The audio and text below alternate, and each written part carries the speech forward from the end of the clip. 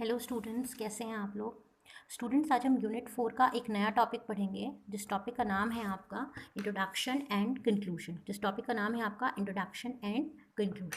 अब question arise होता है कि इंट्रोडक्शन और कंक्लूजन नाम का जो टॉपिक है, ये टॉपिक हमारे क्या काम आएगा, ये टॉपिक हम कहाँ पे यूज़ करते हैं, ठीक है, और आगे फ्यूचर में इस टॉपिक का हमारा क्या क्या स्कोप है। ठीक है, तो इस टॉपिक को पढ़ने से पहले हम एक नई चीज़ पढ़ते हैं या एक चीज़ के बारे में पहले हम समझ लेते हैं। जैसे हम कोई मैथ्स पढ़ते हैं तो मैथ्स का कोई फॉर्मूला होता है, इसी तरीके से इस टॉपिक को पढ़ने से पहले हम ये समझते हैं कि इंट्रोडक्शन और कंक्लूजन हमारे कहाँ पे काम आता है। देखिए, दो चीज़ होती हैं, एक होता है पैराग्राफ, एक होता है हमारा एस्से। एक होता है पैराग्राफ, एक होता है हमारा एस्से। दोनों ही चीज़ों में ये चीज़ इंट्रोडक्शन और कंक्लूजन हमारे यूज़ में आती है। ठीक है, अब अगर हम बात करते हैं, चाहे पैराग्राफ हो चाहे एस्से हो, उसका एक मेन फॉर्मेट या ड्राफ्टिंग क्या होती है। चाहे पैराग्राफ हो चाहे एस्से हो, कोई भी चीज़ जो होती है वो तीन पार्ट में बटी होती है। सबसे पहले हम लिखते हैं इंट्रोडक्शन, फिर हम लिखते हैं मेन बॉडी, और लास्ट में हम लिखते हैं कंक्लूजन। हमें इसका प्लेसमेंट समझ में आ गया।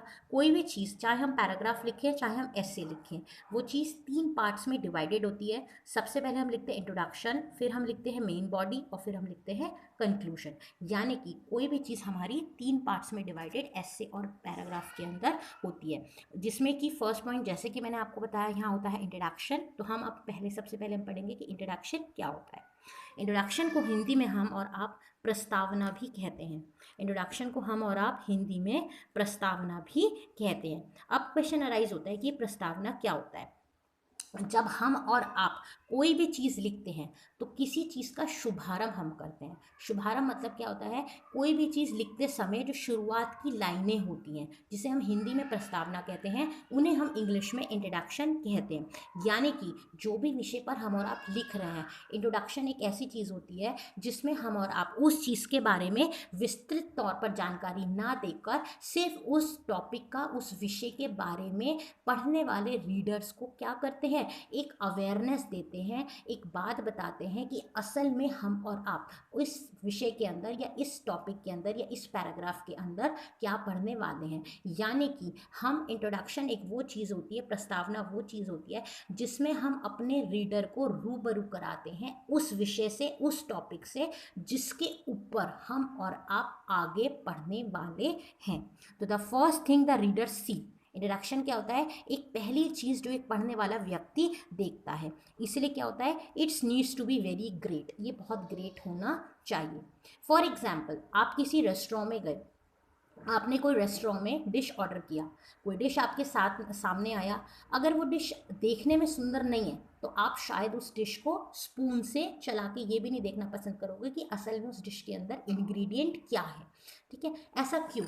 क्योंकि इंग्लिश में हम कहते हैं first impression is the last impression. हमें वो चीज़ बिल्कुल भी पसंद नहीं आ रही क्योंकि वो चीज़ आई अपीलिंग नहीं है, यानी कि वो चीज़ देखने में अच्छी नहीं है। जैसे कि डिश में हम आई अपीलिंग फैक्टर को बहुत इंपॉर्टेंस देते हैं, इसी तरह किसी पैराग्राफ में या एस्से में जो स्टार्टिंग की चीज़ होती है, इंट्रोडक्शन, जो हमें स्टार्टिंग की 5-6 लाइन्स होती हैं, अगर वो ही ग्रेट नहीं होंगी, वो ही अच्छी नहीं होंगी रीडर को देखने में, तो शायद पढ़ने वाले व्यक्ति को आगे पढ़ने में कोई भी दिलचस्पी नहीं आएगी। नेक्स्ट है आपका इन पैराग्राफ द फर्स्ट 1 और 2 सेंटेंसेस स्टार्टिंग के। अगर हम पैराग्राफ के जो फर्स्ट और सेकेंड या स्टार्टिंग के 2-3 सेंटेंसेस होते हैं उनकी बात करें, तो उनके अंदर ये निम्नलिखित अगर बातें होंगी तो शायद पढ़ने वाले का ध्यान हम अपनी ओर आकर्षित कर पाएंगे। सबसे पहला पॉइंट क्या कहता है, we should introduce the core idea by catching the attention of the reader. यानी कि जो भी हम चीज़ इंट्रोडक्शन के अंदर लिख रहे हैं वो ऐसा होना चाहिए, उसका जो कोर आइडिया है, यानी कि जो उसका मेन आइडिया है, वो इतना बढ़िया होना चाहिए, इतना प्रभावित होना चाहिए कि जो पढ़ने वाला रीडर है उसका ध्यान हम और आप अपनी ओर कैच, यानी कि आकर्षित अपनी बातों से कर पाएँ। नेक्स्ट है, हर इंसान अपना मतलब खोजता है। जैसे कि हम सभी लोग जानते हैं, अगर जो चीज़ हम पढ़ रहे हैं या आगे पढ़ने वाले हैं, स्टार्टिंग की लाइनों से ही हमें ये पता चलता है कि उससे हमारा कोई पर्पस है या हमें कोई फ़ायदा होने वाला है, तो इंसान तभी उस काम को आगे प्रोसीड करता है, पढ़ता है या कोई काम करता है। अगर उसको लगता है कि इस चीज़ से मेरा कोई फ़ायदा नहीं होगा तो वो चीज़ वहाँ पर स्टॉप कर देता है। जैसे फॉर एग्जाम्पल, आप कोई मूवी देखने गए थिएटर में, अगर आपको स्टार्टिंग की 5-10 मिनट्स की 15-20 मिनट्स की मूवी अच्छी लगती है, तो शायद आप ये सोचते हो हाँ अच्छी मूवी है और आप उस मूवी को आगे कंटिन्यू करना पसंद करते हो। लेकिन कभी कभी ऐसा भी होता है, once in a blue moon, बहुत कभी कभी ऐसा होता है कि कुछ लोग ऐसे होते हैं जो मूवी अच्छी नहीं लगती है बट फिर भी सोचते हैं कि मैंने पूरा पैसा दिया है तो चलो इसे मैं पढ़ देख लेता हूँ। लेकिन कुछ लोग ऐसे भी होते हैं कि अगर उन्हें लगता है कि इस मूवी की स्टार्टिंग 10-15 मिनट की, आधे घंटे की अच्छी नहीं है, तो वो थिएटर छोड़ के बाहर आ जाते हैं। क्यों? क्योंकि उनको लगता है कि ये पर्पसफुल मूवी नहीं है, या जिस पर्पस से मैंने ये मूवी का टिकट खरीदा था वो मेरा पर्पस प्रूफ नहीं हो पा रहा है। इसी तरीके से जब हम किसी भी चीज़ का, पैराग्राफ का या ऐसे का कोई इंट्रोडक्शन लिखते हैं, अगर पढ़ने वाले व्यक्ति को स्टार्टिंग में उसका कोई पर्पस या कारण पढ़ने का नहीं नज़र आता, तो वो व्यक्ति आगे प्रोसीड करना पसंद नहीं करता। दैट मीन्स अगर उसे इंट्रोडक्शन में मज़ा नहीं आता तो वो कभी भी मेन बॉडी और कंक्लूजन पर जाकर पढ़ना पसंद नहीं करेगा। नेक्स्ट पॉइंट आपका क्या कहता है? इन एसे, चाहे एसे हो चाहे पैराग्राफ हो, फर्स्ट पैराग्राफ कंटेन्स 5-6 सेंटेंसेस। चाहे हम कोई भी एसे लिखें, उसमें 5 से 6 पेज स्टार्टिंग के होते हैं, ठीक है। वो हमें और क्या देना चाहिए? वो ऐसा देना चाहिए जिन्हें हम इंट्रोडक्शन कहते हैं। It should provide insight. Insight मतलब क्या होता है? अंदर, हमें अंदर की जानकारी दे into what the rest of the essay is talk about. जैसे कि मैंने आपको बताया था, स्टार्टिंग की जो 5-6 लाइनें होती हैं वो उन्हें हम इंट्रोडक्शन कहते हैं, और उनका काम क्या होता है? वो हमें 5-6 लाइनों को पढ़कर ऐसी लिखनी चाहिए कि पढ़ने वाले व्यक्ति को ये समझ में आ जाए कि इस कहानी का या इस पैराग्राफ और ऐसे को लिखने का मकसद या प्लॉट लिखने वाले व्यक्ति का क्या है, यानी कि ये पूरा पैराग्राफ असल में क्या कहना चाहता है, ठीक है। नेक्स्ट है, यानी कि उसको ये पढ़ के समझ में आ जाए कि what the main topic is about of the essay, यानी कि मेन शीर्षक, मेन हेडिंग जो लिखी है इंट्रोडक्शन पढ़ के उसको ये समझ में आ जाए कि असल में वो ये टॉपिक पढ़ने वाला है, ये 5-6 लाइनें पढ़ने वाला है, ये इस विषय पर है। तो इसका मतलब ये हुआ कि बाकी की चीज़ें भी उसकी इसी विषय पर होंगी, ठीक है। अब हम इंट्रोडक्शन के पार्ट्स पढ़ेंगे, लेकिन इंट्रोडक्शन के पार्ट्स पढ़ने से पहले मैं आपको एक एग्जाम्पल देती हूँ। देखिए, ये अगर हम इसकी बात करते हैं, ये मैंने एक रफ में प्लॉट बनाया हुआ है। ये अगर कोई एक पेज है, उसमें सबसे पहले हम देते हैं हेडिंग, जिसे हम और आप की सेंटेंस भी कहते हैं।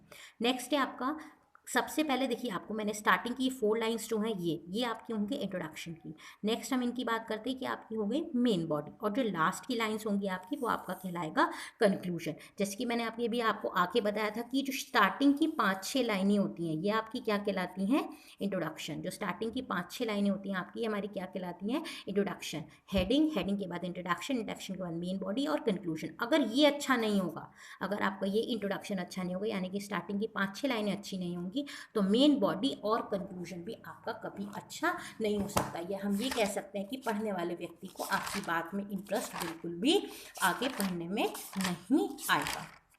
नेक्स्ट अब हम पढ़ते हैं पैराग्राफ में जो हम इंट्रोडक्शन देने वाले हैं उसके पार्ट्स क्या होते हैं।